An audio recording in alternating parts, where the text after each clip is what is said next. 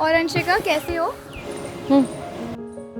सब अच्छा चल रहा है। वैसे वो शॉपिंग करने जाना था ना, उसका क्या? चलते हैं ना आज, मैंने बोला था तुम्हें आज चलते। हाँ तो चलते हैं। हेलो। व्हाट?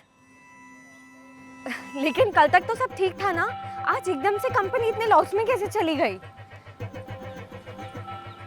क्या?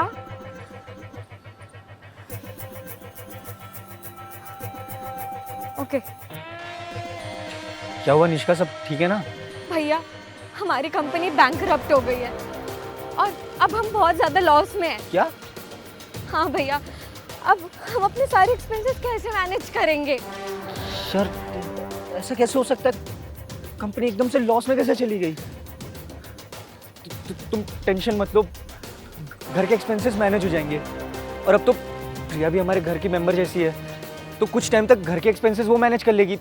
क्यों प्रिया, इतना तो कर सकती हो ना तुम? जी नहीं, मैं ये सब कुछ मैनेज नहीं करूंगी, समझे तुम? प्रिया ये तुम ऐसे क्यों बोल रही हो?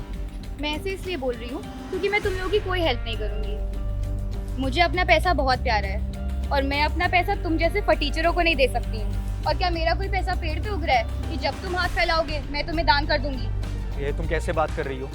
और हम तो प्यार करते थे ना एक दूसरे से, तुम फ्यूचर देखती थी मेरे साथ, और अब तुम ऐसे बोल रही हो? कोई प्यार व्यार नहीं करती मैं तुमसे, और तुम जैसे गरीब इंसान से कोई शादी क्यों करेगा? मैं अपनी पूरी जिंदगी कोई गरीबी में नहीं काटना चाहती हूँ।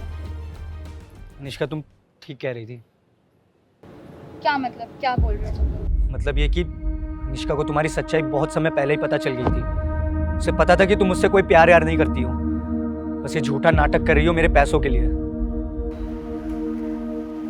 राघव, मैं हमारे रिलेशनशिप से बहुत खुश हूँ एंड मैं चाहती हूँ कि हम इसे आगे लेकर जाएं।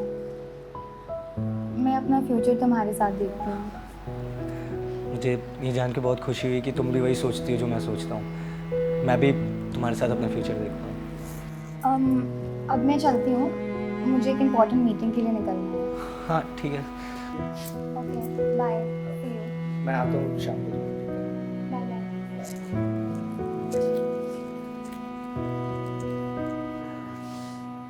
भैया, मुझे आपसे कुछ बात करनी है। बोलो क्या हुआ? भैया, मुझे प्रिया से ना बहुत नेगेटिव वाइब आती है। मुझे उसे देख के अच्छा नहीं लगता है।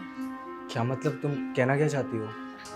भैया, मेरा मतलब ये है कि मुझे ऐसा लगता है कि प्रिया आपसे नहीं बल्कि आपके पैसों से प्यार करती है। देखो तुम ना फालतू की बातें सोच रही हो, ऐसा कुछ भी नहीं है, और तुम इतना ओवरथिंक मत करो। भैया, आपने शायद कभी नोटिस नहीं किया होगा, बट मैंने ध्यान दिया इन चीज़ों पर। देखो मुझे पता है मम्मी पापा के जाने के बाद तुम काफ़ी अकेला फील करने लगी हो, और हम इतने साल से साथ हैं तो तुम्हारे अफेक्शन भी समझता हूँ मैं। लेकिन प्रिया के मेरी लाइफ में आ जाने से तुम ऐसे इनसिक्योर तो फील मत करो यार, और टेंशन मत लो, सब ठीक होगा। भैया, आप बहुत गलत समझ रहे हो। भैया, मेरे पास एक आइडिया है। कैसा आइडिया? हमें ना एक फेक कॉल आएगा जिसमें वो बोलेगा कि हमारी कंपनी लॉस में चली गई है और अब हमारे पास पैसा नहीं है। फिर हम प्रिया से हेल्प मांगेंगे कि अब वो इस सिचुएशन में हमारी हेल्प करे और इस प्रॉब्लम को सॉल्व करवाए। पर ये सब करने से क्या होगा? भैया प्लीज़ सिर्फ मेरे लिए आप मना मत करो, और इससे हमें ये भी पता चल जाएगा कि प्रिया सच में आपसे प्यार करती है या फिर वो आपके पैसों के लिए आपके साथ है। ठीक है, मैं रेडी हूँ। इसलिए हमने मिलके ये सब कुछ प्लान किया ताकि तुम्हारी सच्चाई सामने आ सके। Raghav, I am really sorry. तुम्हें तो पता है ना मैं तुमसे कितना प्यार करती हूँ, एंड मैं बस घबरा गई थी इसलिए मैंने ये सब कर दिया। I am really sorry, please मुझे एक और चांस दे दो। चांस? तुम्हें चांस चाहिए? अभी थोड़ी देर पहले तुमने मेरी मदद करने से मना कर दिया, मेरी कितनी इंसल्ट करी, और अब तुम्हें चांस चाहिए? प्रिया, मैं एक ऐसी लड़की के साथ कभी नहीं रह सकता जो मेरी खुशी में तो मेरे साथ है लेकिन मेरे गम में नहीं।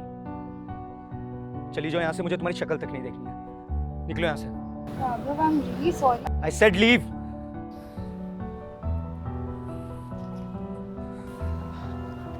I am really sorry Anishka, मुझे तुम्हारी बात पहले समझ आनी चाहिए थी। प्लीज प्लीज मुझे माफ कर दो। I am really sorry. भैया, आप प्लीज़ मुझसे माफ़ी मत मांगो।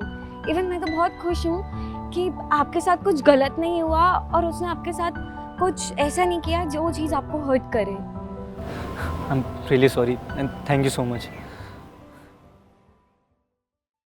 जोर से बोलो हे